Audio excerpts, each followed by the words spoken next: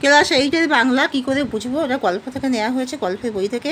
তোমরা সবাই মন দিয়ে শোনো, লেখো, সবাই লাইক আর সাবস্ক্রাইবটা দিয়ে দাও। কী করে বুঝবো লিখেছেন আশাপূর্ণা দেবী। ডাম্বলকে স্কুলে ভর্তি করা হয়নি কেন? আশাপূর্ণা দেবী রচিত কী করে বুঝবো গল্পে। ডাম্বলকে স্কুলে ভর্তি করা হয়নি কারণ তার বাবা ছিল হাড়ে কিপ্টে, তাই 7 বছরের ছেলে মাইনে 7 টাকা দিতেও সে রাজি নয়, তাই বলতো ছেলে চাষ করে খেটে খাবে। কে জানে পাগলা টাগলা হয়ে যাবে নাকি। কার সম্পর্কে এরকম মন্তব্য করা হয়েছে এমন সন্দেহের কারণ কি? এই মন্তব্য করছে বুকুর মা, কারণ যখন বেনুমাসি সেনুমাসি আসার খবর শুনে তখন সে বিরক্তি প্রকাশ করে। অতিথিদের অলক্ষ্যে সে, অতিথিদের আড়ালে সে যে বিরক্তি প্রকাশ করে, তাই সে বিরক্তি প্রকাশ করে এবং সেই বিরক্তি সে অতিথিদের সামনে তুলে ধরে, যাতে তার মাথাও হেট হয়ে যায়।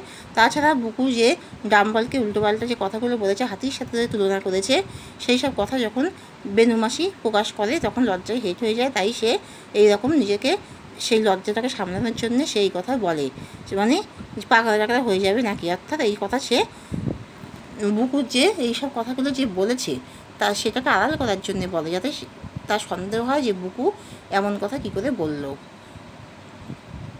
তাহলে এখানেই শেষ করছি।